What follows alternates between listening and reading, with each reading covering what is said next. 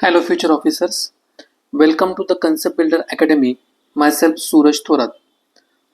आपला जो इनिशिएटिव्ह आहे ना, संडे फंडे आणि एसे डे या नावाचा initiative particularly with respect to the essay writing. तर ह्या इनिशिएटिव्हमध्ये ना आपण मागच्या 2 ते 3 आठवड्यापूर्वी एक एसे टॉपिक डिस्कस केला होता.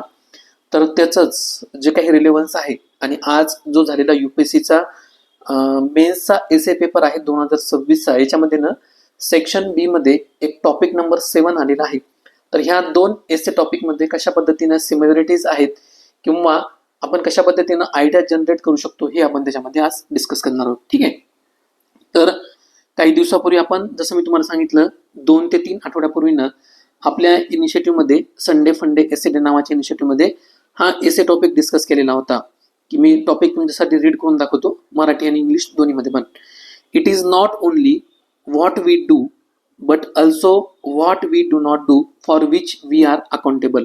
म्हणजे सोप्या भाषेमध्ये जर याचा अर्थ समजून घ्यायचा असेल तर याच्यामध्ये काय सांगितलेलं माहिती आहे का, की ॲक्शन प्लस आपली जी काही इनॲक्शन आहे, तर ह्या दोन्ही गोष्टीसाठी आपण जबाबदार असतो.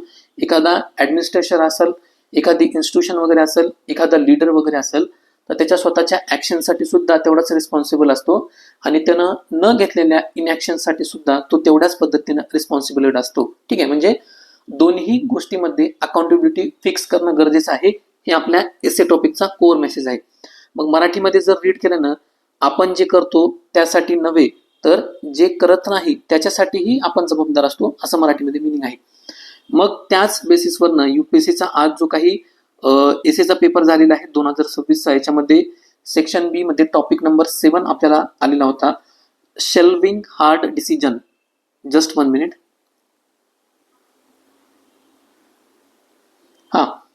Shelving hard decision is the list ethical course. मग मराठीमध्ये जर याचं मिनिंग बघितलं तर आपल्याला असं लक्षात येतं की जे काही अवघड किंवा कठीण निर्णय असतात ना, तर याला आपण काय म्हणूया माहितीये का, आपल्या ह्या एसेच्या पर्स्पेक्टिव्हनं की इनॲक्शन करणं.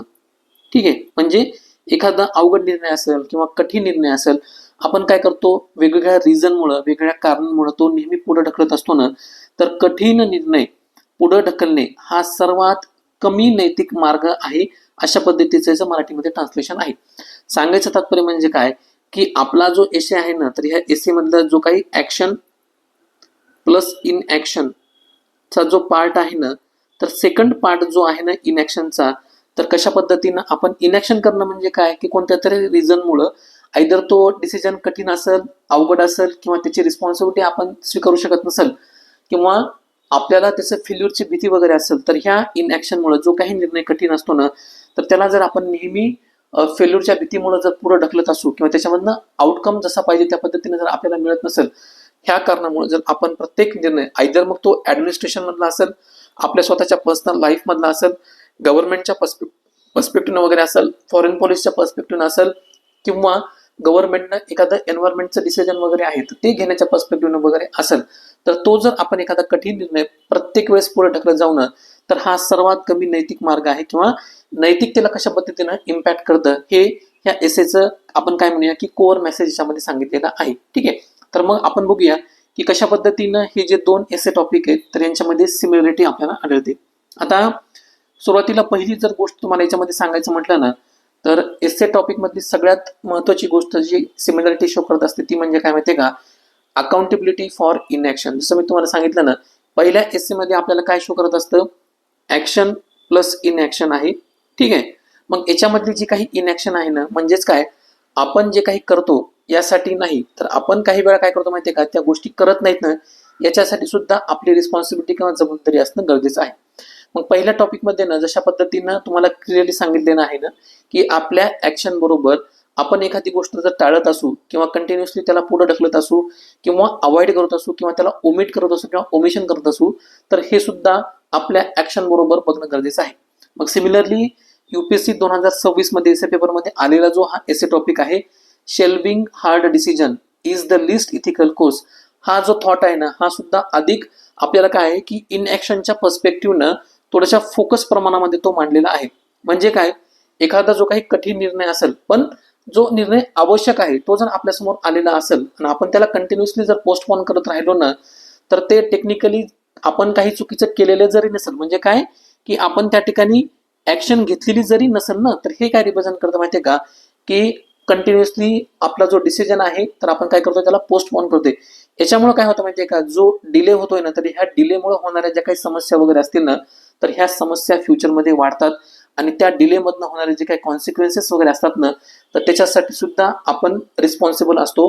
ह्याच एसएचा जे काही कोअर मेसेज जो आहे हा युपीएससी 2026च्या एसए पेपरमध्ये आलेला आहे, तर त्याचा हा कोअर मेसेज आहे. म्हणजे काय की एखादं जे काही डिसिजन वगैरे आहे तर कंटिन्युअस बेसिसवर आपण जर त्याला पोस्टपोन करत राहिलो, तर टेक्निकली आपण जर बघितलं ना, तर पोस्टपोन करणं हे काही चुकीचं नाहीये, ठीक आहे. पण याच्यामुळं जे काही डिले वगैरे होतो, ह्या डिलेमुळे वाढणारी समस्या वगैरे असेल किंवा फ्युचरमध्ये त्याचे काही जे काही कॉन्सिक्वेन्सेस वगैरे असतील, तर त्याच्या रिस्पॉन्सिबिलिटीपासून, त्याच्या अकाउंटेबिलिटीपासून आपण स्वतःला सेपरेट करू शकत नाही, असा त्याचा अर्थ होतो. आता एक सोपं एक्झाम्पल कन्सिडर करा. मी तुम्हाला आपल्या इनिशिएटिव्ह मध्ये म्हणजे संडे फंडे इनिशिएटिव्ह मध्ये हा टॉपिक डिस्कस करत असताना सुद्धा एक सिमिलर काइंड ऑफ एक्झाम्पल दिलं होतं की ऑफिसमध्ये तुम्हाला माहिती आहे की तुम्ही काय त्या ऑफिसचे म्हणजे एकदम हायर ऑथॉरिटी त्या ऑफिसमध्ये आहात आणि तुमच्या हायर ऑथॉरिटीच्या अंडर तुम्हाला लक्षात येते की काही जे काही ज्युनियर्स वगैरे तर त्यांची हॅरेसमेंट त्या ठिकाणी होते.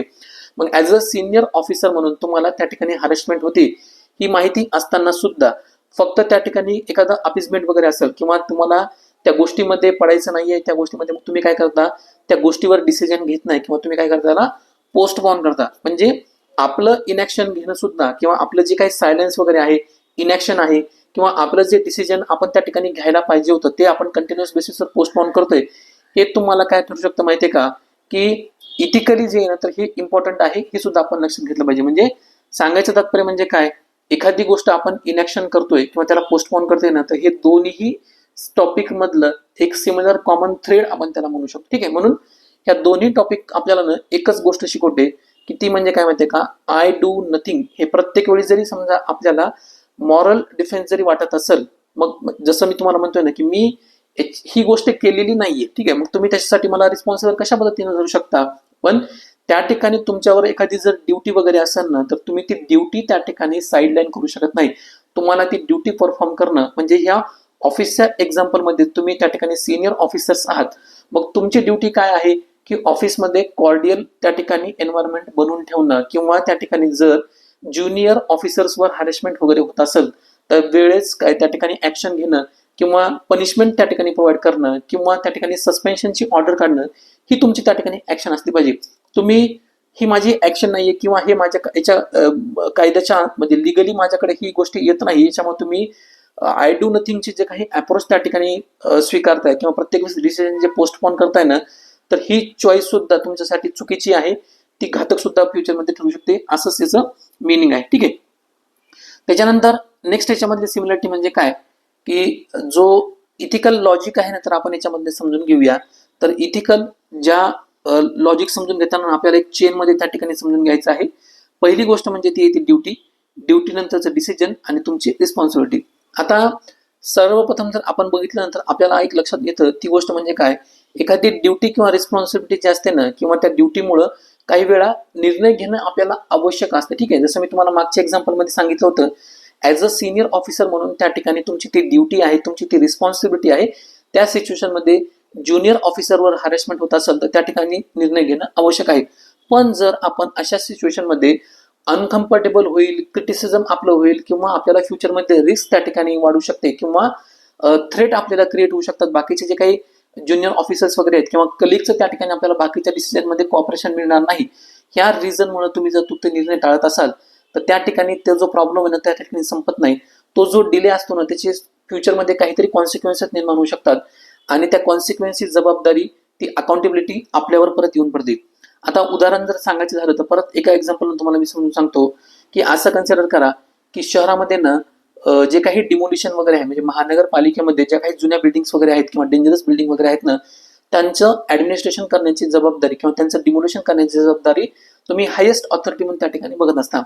मग अशा वेळेस तुमच्याकडं ही माहिती असून सुद्धा त्या ठिकाणी तुम्ही फक्त त्या बिल्डिंग मधल्या लोकांना रिहॅबिलिटेशन कुठं करायचं, त्याचा खर्च कशा पद्धतीने भागवायचा, किंवा लोकांचा जो काही विरोध वगैरे आहे किंवा पॉलिटिकल लोकांचा जो काही विरोध वगैरे आहे, ह्या गोष्टी बघून त्या ठिकाणी जो शिफ्टिंगचा निर्णय आहे तो त्या ठिकाणी कंटिन्युअसली पोस्टपोन करत असाल किंवा त्याच्याबद्दल इनॅक्शन तुम्ही जर घेत असाल ना, तर त्यावेळेस काय होतं माहितीये का, हा कठीण निर्णय असून सुद्धा, म्हणजे काय की हार्ड डिसिजन असून सुद्धा ऍडमिनिस्ट्रेशननं तो जर किंवा तुम्ही जर स्वतः निर्णय तो कंटिन्युअस बेसिसवर पुढे जर ढकलला आणि याच्यामधनं म्हणजे देव न करू अशा पद्धतीनं जर समजा एखादं बिल्डिंग कोलॅप्स झाली त्या ठिकाणी समजा मोठ्या प्रमाणामध्ये लाईफची जर हानी त्या ठिकाणी झालेली असेल, तर डिसिजन न घेणं सुद्धा हे गव्हर्नन्सचं फेल्युअर त्या ठिकाणी ठरू शकतं किंवा पोस्टपोन करणं सुद्धा हे गव्हर्नन्सचं फेल्युअर ठरू शकतं.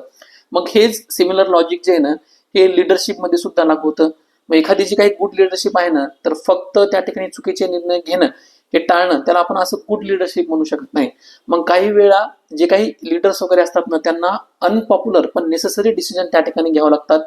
त्यामुळं इथिकल करेज ही जी गोष्ट आहे ना, तर या ठिकाणी ओळखणं योग्य आहे आणि तिच्यावर ऍक्शन घेणं ही गोष्ट त्या ठिकाणी आपल्याला करणं गरजेचं आहे. मग एन्व्हायरमेंटच्या पर्स्पेक्टिव्ह आपण सांगू शकतो की इंडियाचं जर आपण रिसेंट सिच्युएशन बघितली की आपल्याला एका साईडला असं दिसतंय की ज्या काही डेव्हलपमेंटल ऍक्टिव्हिटीज वगैरे आहेत, तर ह्या डेव्हलपमेंटल ऍक्टिव्हिटीजमुळे खूप मोठ्या प्रमाणामध्ये एन्व्हायरमेंटचा ऱ्हास त्या ठिकाणी होतोय किंवा गव्हर्नमेंटचं जे काही डिसिजन होतं अरवली हिल्स बद्दल जे काही डिसिजन होतं ना, तर ते त्यांनी काय केलं की कंटिन्युअसली पोस्टपोन करण्याचा प्रयत्न केला. तर याच्यामुळे काय झालं माहितीये का, खूप मोठ्या प्रमाणामध्ये दिल्लीमध्ये पोल्युशनचा इश्यू वगैरे असेल तर तो आपल्याला विंटरमध्ये त्या ठिकाणी आपल्याला बघायला मिळतो. ठीक आहे, तर अशा पद्धतीचे जे काही डिसिजन वगैरे असेल तर हे सुद्धा पोस्टपोन करणं किंवा इनॅक्शन घेणं, तर हे लिडरशिपच्या पर्स्पेक्टिव्हने हे धोकादायक आहे किंवा घातक आहे असं पण या ठिकाणी म्हणू शकतो किंवा ते इथिकली रॉंग आहे, हे इथिकली करेक्ट नाहीये असं आपल्याला त्या ठिकाणी म्हणता येईल.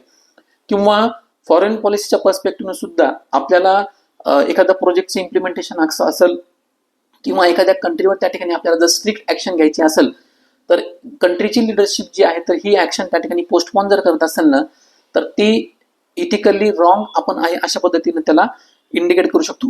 म्हणजे आपला जो एसे टॉपिक आहे ना, तर त्याला आपण डायरेक्टली अशा पद्धतीनं कनेक्ट करू शकतो. म्हणून या ठिकाणी जो आपला इनिशिएटिव्ह आहे संडे फंडे एसे डे, या टॉपिकमध्ये ज्या पद्धतीनं आपल्याला म्हणजे ब्रॉड पद्धतीनं ऍक्शन आणि इनऍक्शन ह्या दोन्ही गोष्टी कशा पद्धतीनं अकाउंटेबिलिटीला कनेक्टेड आहेत हे सांगितलेलं आहे. त्याच पद्धतीनं UPSC 2026 मध्ये हा 7 नंबरचा आलेला टॉपिक आहे. तर त्याच विचाराला धरून म्हणजे हार्ड डिसिजन असतील, मॉरल करेज वगैरे असेल किंवा लिडरशिपची रिस्पॉन्सिबिलिटी आहे, तर ह्या टॉपिक बरोबर आपण कनेक्ट करू शकतो. या टॉपिक मधनं ना, म्हणजे ह्या लेक्चर मधनं जर आपण कॉमन टेक घ्यायचं म्हटलं तर रिस्पॉन्सिबिलिटी फक्त म्हणजे रिस्पॉन्सिबिलिटी असणं किंवा रिस्पॉन्सिबिलिटी बिहेव करणं म्हणजे फक्त चुकीचं करू नये एवढंच त्या ठिकाणी आपण म्हणू शकत नाही. पण योग्य वेळी जे करणं आवश्यक असतं ना, तर ते करण्याचं त्या ठिकाणी साहस दाखवणं किंवा धैर्य दाखवणं किंवा करेज दाखवणं, तर हे सुद्धा त्या ठिकाणी गरजेचं आहे. ठीक आहे, मग सांगायचं तात्पर्य म्हणजे काय की आपण या ठिकाणी जे इनिशिएटिव्ह चालू केलेलं आहे ना, की संडे फंडे एसे डे नावाचा इनिशिएटिव्ह, तर याच्यामध्ये आपण जो टॉपिक चूज करतोय ना, तर हा टॉपिक चूज करत असताना त्याच्यामध्ये आपण पूर्ण आठवड्यामध्ये किंवा मागच्या 15 दिवसामध्ये जे काही इम्पॉर्टंट न्यूज वगैरे आहेत त्याच्याच बेसिसवर आपण काय करत असतो की टॉपिक चूज करत असतो. त्यामुळं अशा पद्धतीचं जे काही रिलेव्हन्स वगैरे आहे किंवा या इनिशिएटिव्हचा तुम्हाला जास्तीत जास्त जर फायदा घ्यायचा असेल तर तुम्हाला हे इनिशिएटिव्ह फॉलो करणं गरजेचं आहे. तुमच्या मित्रांबरोबर तुम्ही शेअर करा, तुमच्या फ्रेंड्स बरोबर सुद्धा तुम्ही शेअर करा. आपलं टेलिग्राम चॅनल आहे, टेलिग्राम चॅनलला मी तुम्हाला आपल्या युट्यूबच्या व्हिडिओमध्ये जे काही डिस्क्रिप्शन बॉक्स आहे त्या डिस्क्रिप्शन बॉक्समध्ये तुम्हाला मी टेलिग्राम चॅनलची लिंक सुद्धा प्रोव्हाइड करतो. तर आपलं टेलिग्राम चॅनल सुद्धा नक्की जॉईन करा आणि आपल्या युट्यूब चॅनल सुद्धा नक्की सबस्क्राईब करा. Thank you so much. Thanks for your patience.